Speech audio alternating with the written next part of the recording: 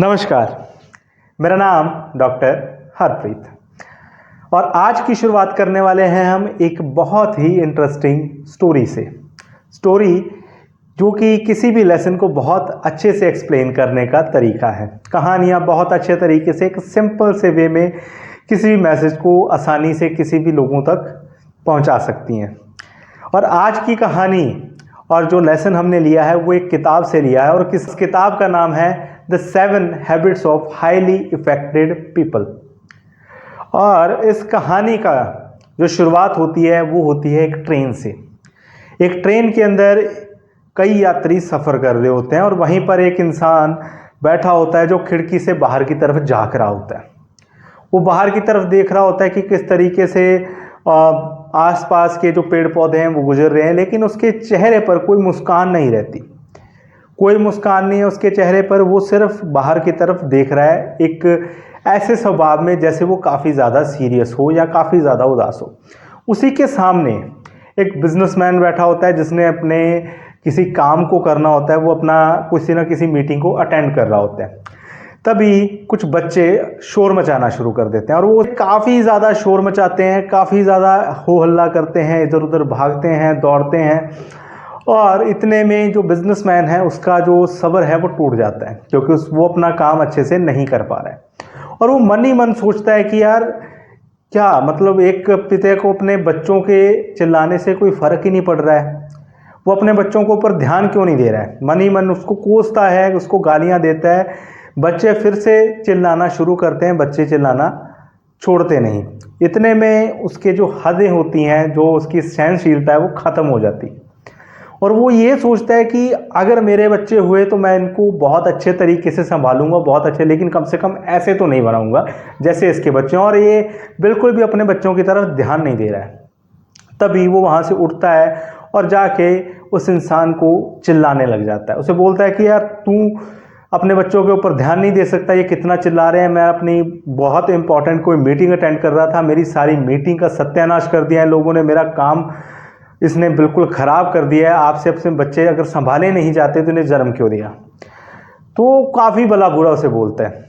उसके बाद कुछ टाइम के पॉज के बाद जो आदमी खिड़की से बाहर झांक रहा था वो उसे बोलता है कि मुझे माफ़ करिएगा, मेरे बच्चों ने आपको तंग किया, मैं उसके लिए बहुत माफ़ी मांगता हूँ, लेकिन कुछ ही दिन पहले मेरी वाइफ की डेथ हुई है और मैं संभल नहीं पा रहा हूँ, मैं समझ नहीं पा रहा हूँ कि अपने बच्चों का आगे फ्यूचर मैंने सारा कुछ देखना है और मैं उस दुख से अभी तक उबर नहीं पाया हूँ। अब ज़रा सोचो कि अगर इस स्टोरी में दो चीज़ें लें, एक तरफ आप बैठे हो जो वो काम कर रहे हो और दूसरी तरफ कोई ऐसा इंसान बैठा है जो आपको डिस्टर्ब कर रहे हैं, जिसका आसपास का माहौल आपको डिस्टर्ब कर रहा है, और आप भी सेम तरीके से रिएक्ट करेंगे। बट ऑब्वियसली अगर आपका काम खराब हो रहा है तो आप तो डांटोगे ना कि अपने बच्चों को संभालो। लेकिन अब जब उसने वो स्टोरी सुनाई उसके बाद आपका रिएक्शन क्या होना चाहिए? मेरे हिसाब से क्या आपको उस टाइम पे ऐसा फील होना चाहिए कि मैंने इसको डांटा, मैंने इसको सबक सिखा दिया, मैंने इसको बता दिया कि तुझे बच्चे संभालने नहीं आते, तुझे अपना दूसरों को, तेरे बच्चों को, दूसरों को डिस्टर्ब नहीं करना चाहिए। या फिर आपको ऐसा फील होगा कि मैंने फालतू में इसको डांट डाला, जबकि इसका कोई इतना कसूर था नहीं, बल्कि इसकी ज़िंदगी में कुछ दुख चल रहे हैं जिसकी वजह से ये इस तरीके से रिएक्ट कर रहा है।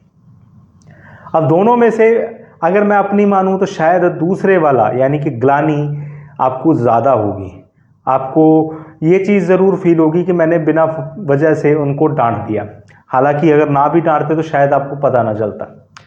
लेकिन अब कहानी का सोर्स क्या है? कई बार हम किसी भी चीज़ के ऊपर रिएक्ट कर देते हैं बिना सोचे समझे, बिना उसके पीछे का माहौल देखे, बिना उसके पीछे की वजह देखे। और हमारा ह्यूमन बिहेवियर कुछ इस तरीके से रिएक्ट करता है कि किसी भी चीज़ में जिसे हमें पसंद नहीं है या कोई ऐसा इवेंट जो आपके कंट्रोल से बाहर चल रहा है, आप उसे हमेशा या तो कंट्रोल करने की कोशिश करोगे या उसे बंद करने की कोशिश करोगे। सेम किसी इंसान के साथ भी हो सकता है। अगर आपको वो इंसान के बोलना पसंद नहीं है तो या तो आप उसका बोलना बंद करवाओगे, अगर उसका बोलना आपको पसंद है तो आप अपने हिसाब से उसकी बातों को ढालने की कोशिश करोगे, बिना ये सोचे समझे कि वो इंसान जो कह रहा है उसके पीछे की वजह या उसके पीछे की मंशा क्या है। तो इस कहानी से सिर्फ एक सीख मिलती है कि बिना सोचे समझे जो किया हुआ रिएक्शन है वो आपको आत्मग्लानि दिला सकता है। मेन मोटिव इस स्टोरी का ये था कि कभी भी बोलने से पहले, एक बार बोलने से पहले कम से कम 2 बार सोचें और सोचने के बाद ही उस चीज़ के ऊपर रिएक्ट करें, और हो सके तो उस पर्सन के कहने पे या उसके करने के पीछे के बिहेवियर को समझने की कोशिश करें। अगर आप इस तरीके की कोशिश करेंगे तो आप फालतू के झगड़ों पे पड़ने से काफ़ी ज़्यादा बच सकते हैं। आप अपने दिमाग को समझा सकते हैं कि ये एक सिचुएशन है और सिचुएशन कुछ भी हो सकती है और उसके पीछे का कारण कुछ भी हो सकता है। बिना सोचे समझे किसी के ऊपर रिएक्ट करना सही नहीं होगा या आसान नहीं होगा।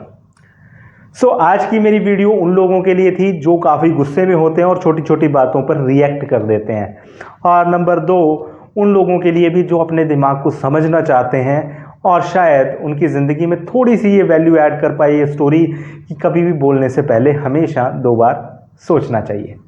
आज की वीडियो के लिए सिर्फ इतना ही। अगली वीडियो के अंदर हम कुछ जानेंगे कि हमारी जो ब्रेन है उसकी कैपेसिटी के अंदर हम कुछ ऐसे फंक्शंस फिट कर देते हैं कि उसकी जो कैपेसिटी है, उसकी सोचने की क्षमता काफ़ी लिमिटेड हो जाती है।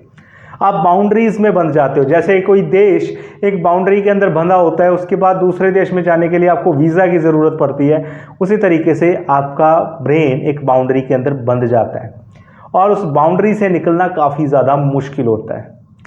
इन चीज़ों के बारे में हम अगली वीडियो के अंदर डिस्कशन करेंगे। आई होप आपको वीडियो पसंद आई होगी। अगर पसंद आई और इसमें कुछ भी वैल्यूबल लगा तो अपने दोस्तों के साथ ज़रूर शेयर करिएगा। एंड मेक श्योर आपको अगर इसके अंदर कोई भी सजेशन लगता है, कुछ भी सुधार करने की ज़रूरत है, मुझे नीचे कमेंट के अंदर ज़रूर लिख कर दीजिएगा। आज की वीडियो के लिए सिर्फ इतना ही। मिलते हैं अगली वीडियो में। नमस्कार।